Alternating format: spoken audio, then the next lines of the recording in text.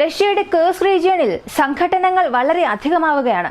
ഉക്രൈന്റെ front ഡെപ്ലോയ്മെന്റ് അല്ലെങ്കിൽ അവരുടെ സോൾജേഴ്സിന്റെ movement എന്നത് അവിടെ കൂടുന്നുണ്ട്. ഒരു 10 കിലോമീറ്ററോളം അവർ അകത്തേക്ക് മുന്നേറിയിട്ടുണ്ട്, വീണ്ടും മുന്നേറി പോകുന്നുണ്ടെന്ന് കഴിഞ്ഞ വീഡിയോ ഞാൻ പറഞ്ഞിരുന്നു. ഇപ്പോ ഇതേ ഭാഗത്ത് റഷ്യയുടെ ഒരു വാഹന വ്യൂഹത്തിന് നേരെ, റഷ്യയുടെ മിലിറ്ററി വാഹന വ്യൂഹത്തിൽ ഉക്രൈൻ ഒരു ആക്രമണം നടത്തി. അവരുടെ ATACMS ഉപയോഗിച്ചാണ് നടത്തിയത്. ആ ഒരു ആക്രമണത്തിൽ ഒറ്റ ദിവസത്തിൽ 100-ൽ കൂടുതൽ സൈനികരെ റഷ്യ നഷ്ടപ്പെടുത്തി. ഇതായിരുന്നു ആദ്യഘട്ട വിവരങ്ങൾ. കുറച്ചു സമയത്തിന് മുൻപ് വലിയൊരു വാർത്തയായി വന്നു. ഈ വാർത്ത ഇപ്പോൾ മുഴുവൻ ഇന്റർനെറ്റ് സമൂഹത്തെയും ഇന്റർനെറ്റ് കമ്മ്യൂണിറ്റിയെ തന്നെ വിറപ്പിക്കാൻ തുടങ്ങി. കാരണം റഷ്യയ്ക്കുള്ളിൽ കടന്ന് റഷ്യയുടെ സൈനികരെ ആക്രമിക്കുക എന്നുള്ളത് ഇത് ആദ്യത്തെ തവണയാണ്. ഇതിനു മുൻപ് യുദ്ധ തടവുകാരായി പിടിച്ചിട്ടുണ്ടായിരുന്നു റഷ്യൻ സൈനികരെ. എന്നാൽ ഇത്രയേറെ മരണനിരക്ക് കൂടുതൽ സംഭവിച്ചത് ഇതാണ് ആദ്യത്തെ തവണ. ലോകത്തിലെ ഒരുപാട് നാടുകൾ ഇതിനെക്കുറിച്ച് ഇപ്പോൾ സംസാരിക്കാൻ തുടങ്ങിയിട്ടുണ്ട്. റഷ്യയുടെ മിനിസ്ട്രി ഓഫ് ഡിഫൻസ് അല്ലെങ്കിൽ റഷ്യ ഇതിനെക്കുറിച്ച് ഔദ്യോഗികമായ അറിയിപ്പ് ഒന്നും തന്നെ നൽകിയിട്ടില്ല. അതേസമയം ഹൂത്തികളുടെ പക്കൽ നിന്ന് ഒരു സ്റ്റേറ്റ്മെന്റ് വന്നു. ഞങ്ങളുടെ ഓയിൽ ഫെസിലിറ്റീസിൽ ഇസ്രായേൽ ഒരു ആക്രമണം നടത്തി, അതിനുള്ള തിരിച്ചടി ഞങ്ങൾ നടത്താൻ പോകുന്നുവെന്ന് ഹൂത്തികളുടെ ഭാഗത്തു നിന്നും ഒരു സ്റ്റേറ്റ്മെന്റ് വന്നു. മറ്റൊരു ഭാഗത്ത് ഹിസ്ബുള്ള ഏത് വിമാനപ്പട ഞങ്ങൾക്കെതിരെ കളമിറങ്ങിയാലും അത് F-22 റാപ്റ്റർ, F-35 ഏതായാലും പ്രശ്നമില്ല, അതിനെ നശിപ്പിക്കാനുള്ള എല്ലാ ശ്രമങ്ങളും ഞങ്ങൾ നടത്തുമെന്ന് വരാൻ പോകുന്ന അവരുടെ ആക്രമണത്തിന്റെ ഒരു ചെറിയ ഹിന്റും നൽകിയിട്ടുണ്ട്. ഇങ്ങനെ ഒരുപാട് കാര്യങ്ങൾ ഈ വീഡിയോയിലൂടെ നമുക്കറിയാം.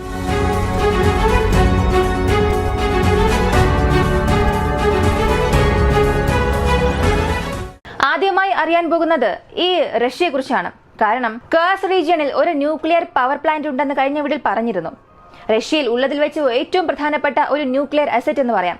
കാരണം ഈ ന്യൂക്ലിയർ പവർ പ്ലാന്റിൽ എന്തെങ്കിലും ഒരു പ്രശ്നമുണ്ടായാൽ അല്ലെങ്കിൽ ഏതെങ്കിലും ഒഴിവാക്കാനാകാത്ത സാഹചര്യം കാരണം ആ പവർ പ്ലാന്റിൽ എന്തെങ്കിലും ഒരു ഡാമേജ് ഉണ്ടായാൽ അതിൽ നിന്നും റേഡിയോ ആക്റ്റീവ് പുറത്തേക്ക് വരാൻ തുടങ്ങും. അതിന്റെ പ്രത്യാഘാതം മോസ്കോയെ മുഴുവൻ നശിപ്പിക്കും. മോസ്കോയെ ചുറ്റിയുള്ള 100 കിലോമീറ്റർ ചുറ്റളവിലും അതിന്റെ റേഡിയോ ആക്റ്റീവിന്റെ ഫലങ്ങൾ ഉണ്ടാകും. കൂടുതൽ പ്രശ്നങ്ങൾ ഉണ്ടാകാൻ പോകുന്നത് റഷ്യക്ക് തന്നെയായിരിക്കും. ഉക്രൈൻ ഇത് കാരണം ചില പ്രശ്നങ്ങൾ ബെലറസ് വഴി ഉണ്ടായാൽ പോലും കൂടുതൽ ബാധിക്കാൻ പോകുന്നത് റഷ്യയാണ്. ഈ റഷ്യ ഉക്രൈൻ യുദ്ധം ആരംഭിച്ചതിന് ശേഷം റഷ്യ ആ പവർ പ്ലാന്റിനെ ചുറ്റി അവരുടെ ഫൈറ്റർ ജെറ്റ്സിനെ ഡെപ്ലോയ് ചെയ്യുകയും എയർ ഡിഫൻസ് സിസ്റ്റം അവിടെ നിർത്തിവെക്കുക, ഇങ്ങനെ കൂടുതൽ സംരക്ഷണം ആ സ്ഥലത്ത് നൽകിയിരുന്നു. ഇപ്പൊ ഉക്രൈന്റെ ഈ ബോർഡർ ആക്രമണം, റഷ്യൻ ഭാഗങ്ങളിലേക്ക് ഉക്രൈൻ കയറി ആക്രമിക്കാൻ തുടങ്ങിയതിനു ശേഷം കൂടുതൽ മിലിറ്ററി മൂവ്മെന്റ്സ് റഷ്യ ഈ ഒരു പവർ പ്ലാന്റിനെ ചുറ്റി നൽകിയിട്ടുണ്ട്. ഇപ്പൊ റഷ്യയിൽ നിന്ന് വന്ന പുതിയ വിവരം അനുസരിച്ച് നോക്കിയാൽ കൂടുതൽ റിസോഴ്സ് സോൾജേഴ്സിനെ കേഴ്സ് ഭാഗങ്ങളിലേക്ക് അയക്കാൻ തുടങ്ങിയിട്ടുണ്ട്. ഒരു 100 സൈനികരോളം റഷ്യക്ക് നഷ്ടപ്പെട്ടു എന്ന് ഞാൻ ആമുഖത്തിൽ പറഞ്ഞിരുന്നു. ഇത് സംഭവിച്ചത് റഷ്യയുടെ ഫ്രണ്ട് ലൈനോട് ചേർന്ന് 15 കിലോമീറ്റർ ദൂരത്തിൽ കേഴ്സ് ഭാഗത്തെ നോക്കി അകത്തേക്ക് റഷ്യയുടെ ബാക്കപ്പ് സോഴ്സസ് അകത്തേക്ക് വന്നിരുന്നു. ആ സൈനികർക്ക് നേരെയാണ് ആക്രമണം നടന്നത്. 10-ൽ കൂടുതൽ ട്രക്സ് അകത്തേക്ക് വന്നിരുന്നു, ഒരു വലിയ വാഹന വ്യൂഹം. ഇങ്ങനെ അകത്തേക്ക് വന്ന ട്രക്സിനെ നോക്കി ഉക്രൈന്റെ റോക്കറ്റ് ആക്രമണം അവിടെ നടത്തുന്നു. അതിൽ 3 ട്രക്സ് മുഴുവനായും നശിച്ചു. 2-ൽ കൂടുതൽ ട്രക്സിന് സിവിയറായ ഡാമേജ് ഉണ്ടായി. അവിടെയുള്ള വിഷ്വൽസ് കാണുമ്പോൾ തന്നെ മനസ്സിലാകും റഷ്യക്ക് മരണനിരക്ക് ഉണ്ടായിട്ടുണ്ടെന്ന്. എന്നാൽ എത്ര മരണനിരക്ക് ഉണ്ടായി, എത്രത്തോളം നാശനഷ്ടങ്ങൾ ഉണ്ടായി എന്നുള്ളതിന്റെ വ്യക്തമായ കണക്കൊന്നും ഇതുവരെയും ലഭിച്ചിട്ടില്ല. ഇപ്പോൾ ഓപ്പൺ സോഴ്സ് വഴി കിട്ടുന്ന ഗ്രൗണ്ട് റിപ്പോർട്ട്സ് വഴി നോക്കിയാൽ കുറഞ്ഞത് 100 റഷ്യൻ സൈനികരെങ്കിലും മരിച്ചിരിക്കാമെന്ന് ഉക്രൈൻ ഭാഗത്തു നിന്നും പറയുന്നു. മറ്റൊരു ഭാഗത്ത് ചില വാർ ബ്ലോഗേഴ്സും ഇതിനെക്കുറിച്ച് സംസാരിക്കാൻ തുടങ്ങിയിട്ടുണ്ട്. എന്നാൽ ഔദ്യോഗികമായ റഷ്യയിൽ നിന്നും ഇതിനെക്കുറിച്ചുള്ള കണക്കുകൾ ഒന്നും തന്നെ വന്നിട്ടില്ല. ഇനിയായിരിക്കും റഷ്യയുടെ പക്കൽ നിന്നും ഇതിനെക്കുറിച്ചുള്ള സ്റ്റേറ്റ്മെന്റ് വരിക. പക്ഷെ ഇപ്പൊ കേഴ്സ് ഭാഗത്തെ സംബന്ധിച്ച് നടന്നുകൊണ്ടിരിക്കുന്ന ഈ ഒരു അവസ്ഥ എന്നത് വളരെ ഭീഷണി നിറഞ്ഞ രീതിയിലേക്ക് മാറിയിട്ടുണ്ട്. ഫെഡറൽ സെക്യൂരിറ്റി സർവീസിന്റെ എമർജൻസി ആ സ്ഥലത്ത് നടപ്പാക്കിയിട്ടുണ്ട്. ഇനി റഷ്യയുടെ ഭാഗത്തു നിന്നും ഒരു ബാക്കപ്പ് ഫോഴ്സ് എത്രയും പെട്ടെന്ന് ആ സ്ഥലത്തേക്ക് പോവുകയും ഏതോ ഒരു കാര്യം അവിടെ ചെയ്യാൻ തയ്യാറെടുക്കുകയാണ്. ഉക്രൈനെ സംബന്ധിച്ച് ജർമ്മനി ഒരു കാര്യം പറഞ്ഞു. ജർമ്മനിയുടെ ഡിഫൻസ് കമ്മിറ്റി പറഞ്ഞതാണ്, ഈ കേഴ്സ് ബാറ്റിൽ ജർമ്മനിയുടെ ചില ആയുധങ്ങൾ ഉപയോഗിച്ചതായി ഞങ്ങൾക്ക് ചില വിവരങ്ങൾ ലഭിച്ചിട്ടുണ്ട്. ഉക്രൈൻ ഒരു പക്ഷേ ആർമേഡ് വെഹിക്കിൾസോ അല്ലെങ്കിൽ ജർമ്മൻ നൽകിയ ചില ആയുധങ്ങൾ ഉപയോഗിക്കുകയാണെങ്കിൽ അതിൽ ഞങ്ങൾക്ക് യാതൊരു പ്രശ്നവുമില്ല. ഞങ്ങൾ ഉക്രൈന് നൽകിയതിനു ശേഷം അത് എന്തിനു ഉപയോഗിക്കണം, എവിടെ ഉപയോഗിക്കണം എന്നുള്ളത് അവരാണ് തീരുമാനിക്കേണ്ടത്. ഇതിൽ ജർമ്മനിയുടെ ഭാഗത്ത് നിന്നും ഉക്രൈന് ഒരു അനുവാദം വാങ്ങണമെന്നുള്ള യാതൊരു ആവശ്യവുമില്ല. അങ്ങനെ ഒരു ക്രൈറ്റീരിയ ഇല്ല എന്ന് അവരും ഒരു അനുവാദം നൽകി. ഇപ്പോ എത്രയും പെട്ടെന്ന് റഷ്യ ഉക്രൈൻ സൈനികരെ പുറത്തേക്ക് അയച്ചില്ല, അല്ലെങ്കിൽ ഒരു റെസിസ്റ്റൻസ് അവിടെ നൽകാതെ വിടുകയാണെങ്കിൽ അമേരിക്കയുടെ ആയുധങ്ങൾ വരെയും ഈ കേഴ്സ് റീജിയനിൽ കളമിറങ്ങാനുള്ള സാധ്യതയുണ്ട്. ഇപ്പോൾ റഷ്യയുടെ ശ്രദ്ധ മുഴുവൻ ഇങ്ങോട്ടേക്ക് തിരിഞ്ഞു. ഒരു 2 ദിവസങ്ങൾക്ക് മുൻപാണ് സെർജി ഷോയ്ഗോ ഇറാനിലേക്ക് പോയതും അവിടെ ഡിഫൻസ് സിസ്റ്റം നൽകുക. ഇങ്ങനെ ആ ചർച്ചകളെല്ലാം നടന്നുകൊണ്ടിരിക്കുന്ന അതേ സമയത്താണ് പെട്ടെന്ന് ഇവിടെ ഉക്രൈൻ ഒരു പ്രശ്നം ചെയ്യുന്നു. ഉക്രൈൻ റഷ്യക്കുള്ളിൽ പോയി ആക്രമിക്കാൻ തുടങ്ങി. റഷ്യ ഉക്രൈനുള്ളിലേക്ക് കയറിയ കാലം പോയി. ഇപ്പോ ഉക്രൈൻ റഷ്യക്കുള്ളിലേക്ക് നുഴഞ്ഞു കയറാൻ തുടങ്ങിയെന്ന് മുഴുവനും റഷ്യയുടെ ശ്രദ്ധ അങ്ങോട്ടേക്ക് തിരിയാൻ തുടങ്ങി. ഇപ്പൊ റഷ്യയുടെ മുഴുവൻ ശ്രദ്ധയും ഇങ്ങോട്ടേക്ക് ഡൈവേർട്ട് ചെയ്തു. ഇതിനുശേഷം സൈററ്റ് എയർബേസ്, സിറിയയിലുള്ള റഷ്യ, ഇറാൻ, ഇവർ സപ്പോർട്ട് ചെയ്യുന്ന ഫോഴ്സസ് ഉപയോഗിക്കുന്ന വളരെ പ്രധാനപ്പെട്ട സൈററ്റ് എയർബേസ്. ആ ബേസിൽ നിന്ന് വെറും 5 കിലോമീറ്റർ ദൂരത്തിൽ ഇന്നലെ രാത്രി ഇസ്രായേൽ അവരുടെ എയർ അറ്റാക്ക് നടത്തി. ഇതിൽ 5 സിറിയൻ സൈനികർക്ക് വരെയും പരിക്ക് സംഭവിച്ചിരിക്കാമെന്ന് അവിടെയുള്ള വിവരങ്ങൾ വരുന്നു. ഇതിനു മുൻപ് ഇതുപോലുള്ള മാസീവ് ആക്രമണം, അതും റഷ്യയും ഇറാനും ചേർന്ന് ഉപയോഗിക്കുന്ന ആ ഒരു ബേസിനടുത്ത് ഇസ്രായേൽ ഇത്രയും ദിവസം ചെയ്തിട്ടേ ഇല്ല. ഇപ്പോൾ ഇസ്രായേൽ ഇങ്ങനെ ഒരു ആക്രമണം നടത്താൻ തുടങ്ങിയതിലൂടെ നമ്മൾ മനസ്സിലാക്കേണ്ടത് ഇറാന്റെ ഷിപ്മെന്റ്സ് ഏതൊക്കെ സ്ഥലത്തുണ്ടോ, പ്രധാനമായും സിറിയ അടിസ്ഥാനമാക്കി ഇറാന്റെ ആയുധങ്ങൾ എവിടെയെല്ലാമാണ് ഉള്ളത് ആ സ്ഥലങ്ങളെ എല്ലാം ഇസ്രായേൽ ഇപ്പോൾ ലക്ഷ്യമിട്ട് നശിപ്പിക്കാൻ തുടങ്ങിയെന്നാണ് അർത്ഥം.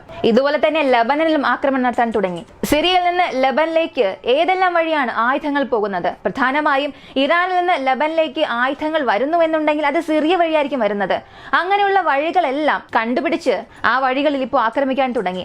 ഇറാന്റെ പക്കൽ നിന്ന് സൂയിസൈഡ് ഡ്രോൺസ് ഏത് വഴിയാണ് സപ്ലൈ ചെയ്യുന്നത്? അല്ലെങ്കിൽ ഇറാന്റെ പക്കൽ നിന്ന് റോക്കറ്റ് ലോഞ്ചേഴ്സ് എല്ലാം ഈ കടൽ വഴിയൊന്നും സപ്ലൈ ചെയ്യില്ല, കാരണം അത് ഈസിയായി ട്രാക്ക് ചെയ്യാൻ സാധിക്കും. സപ്പോർട്ടുള്ള ബാക്ക് ആൻഡ് ട്രൂപ്സ് ഉള്ളപ്പോൾ അതുവഴിയായിരിക്കും ഇതെല്ലാം സർവ് ചെയ്യുന്നത് എന്ന് പറഞ്ഞ് ആ സ്ഥലങ്ങളെല്ലാം കണ്ടുപിടിച്ച് ഇസ്രായേൽ ആക്രമിക്കാൻ തുടങ്ങി. ഇന്നലെ പോലും വളരെ പ്രധാനപ്പെട്ട 2 ട്രക്സ് വരുന്ന റൂട്ട്സ് ഐഡന്റിഫൈ ചെയ്ത് ആക്രമിച്ചതായി ഇസ്രായേലിലെ ഡിഫൻസ് ഫോഴ്സസ് അവരുടെ ഭാഗത്തു നിന്നും വിവരം പറഞ്ഞു.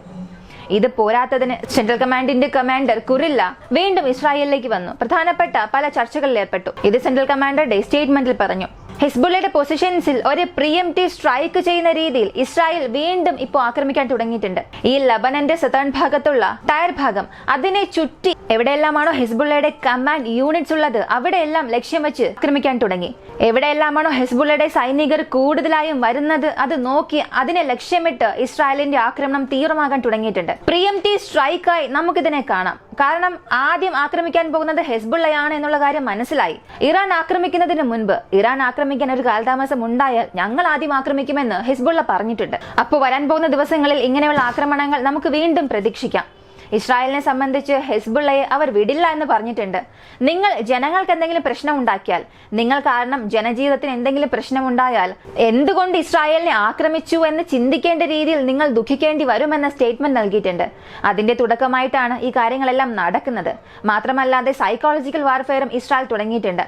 ഡ്രോൺസിൽ വലിയ വലിയ സ്പീക്കർ സെറ്റ് ചെയ്ത് ചില കാര്യങ്ങൾ ലബനൻ മുഴുവനും പടർത്തുന്നുണ്ട്. അതായത് ഈ തെക്ക് ഭാഗത്തോട് ചേർന്നിരിക്കുന്ന ഇസ്രായേലിന്റെ ബോർഡർ ഷെയർ ചെയ്യുന്ന ഭാഗങ്ങൾ മുഴുവനും ചില വാർത്തകൾ ബ്രോഡ്കാസ്റ്റ് ചെയ്യുന്നു. ലബനിലുള്ള ജനങ്ങൾ ഹിസ്ബുള്ളയ്ക്ക് നൽകുന്ന പിന്തുണ കുറച്ചില്ലെങ്കിൽ, അല്ലെങ്കിൽ മുഴുവൻ ഹിസ്ബുള്ളയെയും വിട്ട് നിങ്ങൾ പുറത്തേക്ക് വന്നില്ല എന്നുണ്ടെങ്കിൽ അതിനുള്ള പ്രത്യാഘാതം എത്രയും പെട്ടെന്ന് നിങ്ങൾ അനുഭവിക്കും. അതിനാൽ ഹിസ്ബുള്ളയെ കഴിയുന്നത്ര നിങ്ങൾ കോർണർ ചെയ്യുക, അവർക്ക് നൽകുന്ന പിന്തുണ നിങ്ങൾ കുറയ്ക്കുക എന്ന് ഒരു സൈക്കോളജിക്കൽ വാർഫെയർ ഈ സ്ഥലത്ത് ഇസ്രായേൽ ലബനിലെ ജനങ്ങളെ ചെയ്യാൻ തുടങ്ങി. ഇത് വളരെ പ്രധാനപ്പെട്ട കാര്യമാണ്. കാരണം ഏതൊരു നാട്ടിലും അവിടെയുള്ള ജനങ്ങളുടെ സപ്പോർട്ട് ഇല്ലാതെ, അത് ആർമഡ് ഗ്രൂപ്പ് ആയാലും ആ നാട്ടിലെ സൈന്യമായാലും, അവർക്ക് അവിടെയുള്ള ജനങ്ങളുടെ സഹായമില്ലാതെ ഏതൊരു ഓപ്പറേഷനും ചെയ്യാൻ സാധിക്കില്ല. ഇപ്പോൾ ഹെസ്ബുള്ളക്കെതിരെ ലബനിലെ ജനങ്ങളെ തിരിക്കണം. പ്രധാനമായും തെക്ക് ഭാഗത്തുള്ള ജനങ്ങളെ ദിശ തിരിക്കാനുള്ള എല്ലാ ജോലികളും ഇസ്രായേൽ ചെയ്യാൻ തുടങ്ങിയിട്ടുണ്ട്. ഹൂത്തികളുടെ ഭാഗത്തു നിന്നും ഒരു സ്റ്റേറ്റ്മെന്റ് വന്നു. ഞങ്ങളുടെ ഓയിൽ ഫെസിലിറ്റി നശിപ്പിച്ചതിന് തീർച്ചയായും ഇസ്രായേൽ ഞങ്ങൾ ഒരു പ്രതികാരം ചെയ്യും. ഞങ്ങൾ ഇസ്രായേലിനെ ഇങ്ങനെ അടിക്കും, ഇങ്ങനെ ആക്രമിക്കും എന്നൊന്നും മുൻകൂട്ടി യാതൊരു മുന്നറിയിപ്പും നൽകില്ല. ഹിസ്ബുള്ളയുടെ സർപ്രൈസ് അറ്റാക്ക് പോലെ ഞങ്ങളുടെ സർപ്രൈസ് അറ്റാക്കും ഡയറക്റ്റ് ഇസ്രായേലിൽ ഉണ്ടാകും. ഇത്തവണ ഞങ്ങളുടെ ബാലിസ്റ്റിക് മിസൈൽസിനെ ഇസ്രായേലിനെ കൊണ്ട് ഡിഫൻഡ് ചെയ്യാൻ കഴിയില്ല എന്ന് അവരും അവരുടെ ഒരു വിശദീകരണം നൽകി. ഇതിനിടയിൽ അമേരിക്കയുടെ F-22 റാപ്റ്റേഴ്സ് ഖത്തറിലേക്ക് വന്നു. അതുകൂടാതെ അമേരിക്കയുടെ F-18 സൂപ്പർ ഹോർണറ്റ് വിമാനങ്ങൾ ജോർദനിലേക്ക് വന്നു. ഇവരെല്ലാവരും ചേർന്ന് 24 മണിക്കൂറും ഇസ്രായേലിനെ ചുറ്റിയുള്ള ഭാഗങ്ങളിൽ നിരീക്ഷണ വലയം സൃഷ്ടിച്ചിട്ടുണ്ട്. സൈപ്രസിൽ പോലും അമേരിക്കയുടെ യുദ്ധക്കപ്പലുകൾ ഇപ്പോൾ ഡോക്ക് ചെയ്തിട്ടുണ്ട്. ഇപ്പോൾ ഇസ്രായേലിനെ ചുറ്റി ഒരു നെറ്റ്വർക്ക് തന്നെ ഫോം ചെയ്ത് വെച്ചിട്ടുണ്ട്.